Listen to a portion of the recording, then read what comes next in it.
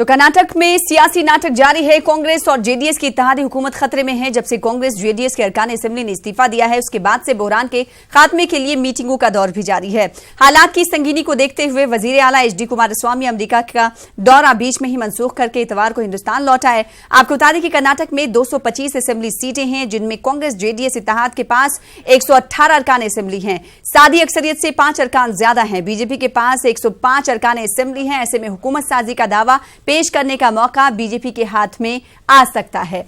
कर्नाटक में सियासी बहरान पर कांग्रेस के सीनियर लीडर राशिद अल्वी ने वजीर आजम को तनकीद का निशाना बनाया है। राशिद अल्वी का कहना है कि नरेंद्र मोदी पार्लियामेंट में मजबूत जमहूरी मुल्क की बात करते हैं और पार्लियामेंट से बाहर गैर बीजेपी रियासतों में हुकूमत को तोड़ने की मंसूबाबंद कोशिश जारी है। तो वहीं शिवसेना के तर्जुमान संजय राउत का कहना है कि कर्नाटक में बीजेपी हुकूमत बनाने जा रही है, लेकिन कहीं ना कहीं जमहूरियत का मजाक भी उड़ाया जा रहा है। लेकिन कर्नाटक में कांग्रेस बड़ी पार्टी होते हुए भी उसका वजीर आला कर्नाटक में नहीं है। इस तरह से बनी वहां की, एक तो कांग्रेस बड़ी पार्टी रही, वहां है सबसे बड़ी पार्टी बीजेपी रही 105, तो सरकार मुख्यमंत्री बनना चाहिए था बीजेपी का ही, लेकिन कांग्रेस और जेडीएस एक साथ आ गए। जेडीएस की संख्या तो 40 भी नहीं थी, फिर भी उनका मुख्यमंत्री बन गया। तो कांग्रेस में जो बड़े बड़े नेता है सिद्धरामैया जैसे, जो मनोमन इच्छा करते थे कि मैं मुख्यमंत्री बनूं और जेडीएस हमें सपोर्ट करे, ये एक नैसर्गिक अधिकार रहा उनका, लेकिन नहीं हुआ। तो इतने असंतुष्ट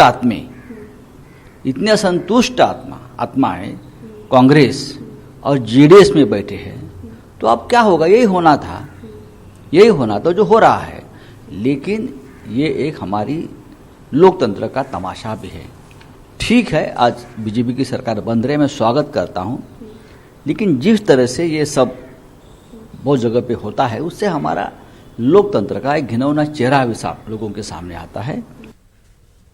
लोकतंत्र का गला घोंटते ही तमाम। और बीजेपी ने देखिए गोवा में क्या किया, मणिपुर में क्या किया, उत्तराखंड में कई बीजेपी का ऐसा है कि जहां भारतीय जनता पार्टी की सरकार नहीं है वहां अस्थिरता पैदा करें आप किसी भी रास्ते से।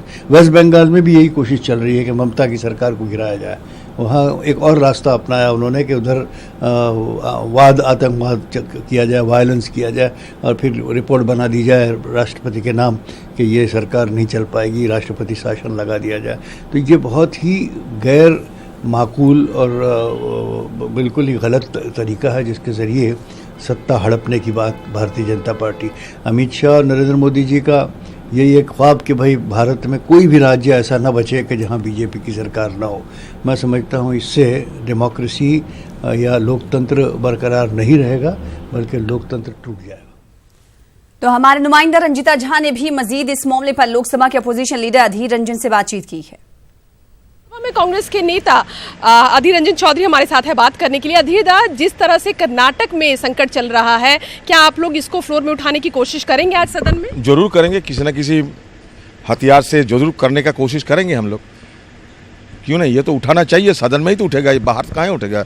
सड़क में भी उठेगा, सदन में भी उठेगा, जहां मौका मिलेगा वहीं उठेगा। ये सब चल क्या रहा है देश में, क्या लग रहा है? इसमें ये दल बदलू की बड़ी कोशिश कर रहे हैं। जहां विपक्ष की सरकार है, सरकार गिराने की एक हरकत चल रही है और इसको गुप्त तरीके से अंजाम देने की कोशिश हो रहे हैं। ये सही नहीं है, नीति नियम की खिलाफाई है। मध्य प्रदेश में कमलनाथ भी कह रहे हैं आज फ्लो टेस्ट होगा, वहां भी सरकार गिराने की कोशिश। यही तो सरकार की नियम नीति है ना, जो सरकार कहते हैं कि स्वच्छता की सरकार है, लेकिन देखिए 1 नेशन 1 इलेक्शन की बात करते हैं, लेकिन देखिए ये जो सरकार गिराने के लिए कोई नीति और नियम को अवमानना करके ये जो नुमाइंदे हैं इनको खरीद फरोख्त किया जा रहे हैं और ये सत्तारूढ़ पार्टी के लोग इसमें शामिल है, ये सारे साबित हो चुके हैं। चलिए, धन्यवाद।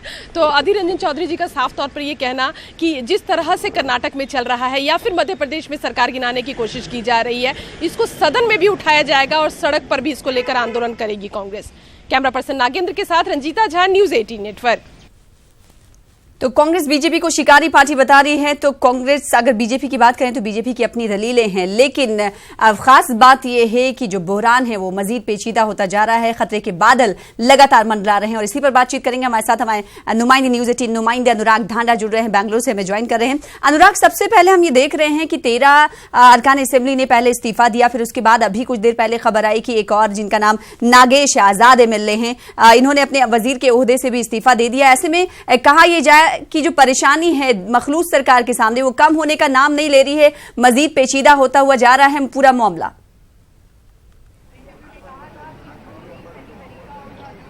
देखिए, मुश्किल वक्त है कांग्रेस के लिए और उसका समाधान जो निकाला है कांग्रेस ने, जो सोल्यूशन निकाला है वो ये कि सारे कांग्रेस मिनिस्टर्स रिजाइन कर दिया है। सारे कांग्रेस मिनिस्टर्स ने मुख्यमंत्री को अपना रेजिग्नेशन दे दिया और एक रीस्ट्रक्चर होगा। 19 मंत्री हैं कांग्रेस के, सारे मंत्रियों के इस्तीफा देने के बाद रीस्ट्रक्चर होगा, नए सिरे से मंत्री बनेंगे। पुराने मंत्रियों को जगह मिलेगी कुछ को या नहीं मिलेगी वो दोबारा तय होगा। और इसके जरिए कोशिश ये है कि मनाया जा सके, जो नाराज विधायक हैं उनको मंत्रिमंडल में जगह दी जा सके, पार्टी को बचाया जा सके टूटने से और राज्य में सरकार को गिरने से बचाया जा सके।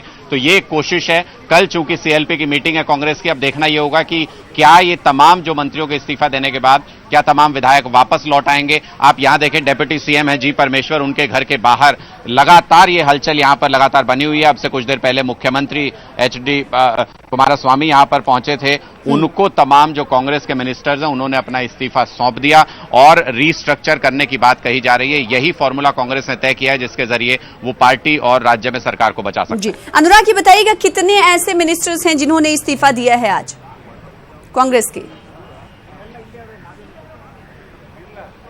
देखिए, कांग्रेस के सारे मिनिस्टर्स, 19 मिनिस्टर हैं कांग्रेस के, और आज यहां पर मीटिंग में 14 से 15 मिनिस्टर आए हुए थे। तो एक तरीके से तय ये हुआ है कांग्रेस पार्टी के भीतर कि सारे मिनिस्टर्स कांग्रेस के जितने भी हैं मंत्रिमंडल में, वो सारे के सारे रेजिग्नेशन देंगे और उनकी जगह पर नए मंत्री बनाए जाएंगे, ताकि पार्टी में जो विधायक हैं वो सेटिस्फाई रह सकें, वो नाराज ना हो और पार्टी छोड़कर ना जाए। यानी इसका मतलब ये होता है कि जितने कांग्रेस के मिनिस्टर्स ने इस्तीफा दिया है उनके बजाय जो नाराज एमएलएज हैं उनको ओहदा दिया जाएगा। वहीं अगर जेडीएस की माने तो जेडीएस कुमारस्वामी जो है काफी एक्टिव नजर आ रहे हैं, उन्होंने नाराज एमएलएज को वजीर बनाने का ऑफर भी दे दिया है, ओहदा देने का ऑफर भी दे दिया। ऐसे में ये देखा जाए तमाम चीजों को देखते हुए कि कांग्रेस और जेडीएस अपने तरीके से, पूरी तरीके से इस मसले का हल चाहती है, लेकिन क्या लगता है कि दोनों पार्टियों की कोशिशें जो जारी हैं वो कामयाब होंगी? अनुराग,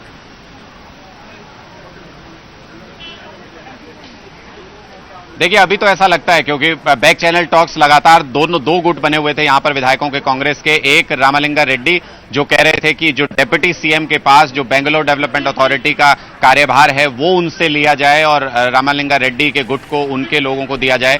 और दूसरा गुट ऐसा है जो इस बात से नाराज था कि बहुत कम एक्सपीरियंस के विधायकों को मंत्री बना दिया गया है और उनको मंत्री नहीं बनाया गया। तो इन दोनों गुटों को खुश करने की कोशिश है ये पूरे मंत्रिमंडल से इस्तीफा लेना और उसके बाद अब उनको मनाने की, अब बैक चैनल टॉक्स जो चल रहे थे, अब उनको ये कन्विंस करने की कोशिश होगी कि आपकी मांग मान ली गई है, उस पर इतना बड़ा एक्शन ले लिया गया है, अब आपको वापस आ जाना चाहिए। कल सुबह सीएलपी की बैठक है, वहां पर क्या तमाम विधायक पहुंचेंगे उसके बाद ही स्पष्ट हो पाएगा कि क्या सरकार बच रही है या सरकार पर संकट के बादल अभी भी मंडरा रहे हैं। जी अनुराग, एक सवाल ये भी उठता है कि जिन कांग्रेस के लीडरान ने आज इस्तीफा दिया है, वज़रा ने इस्तीफा दिया है, उनकी जानिब से क्या लगता है कि आगे चलकर कहीं पार्टी के अंदर ही नाराजगी का इजहार ना किया जाए?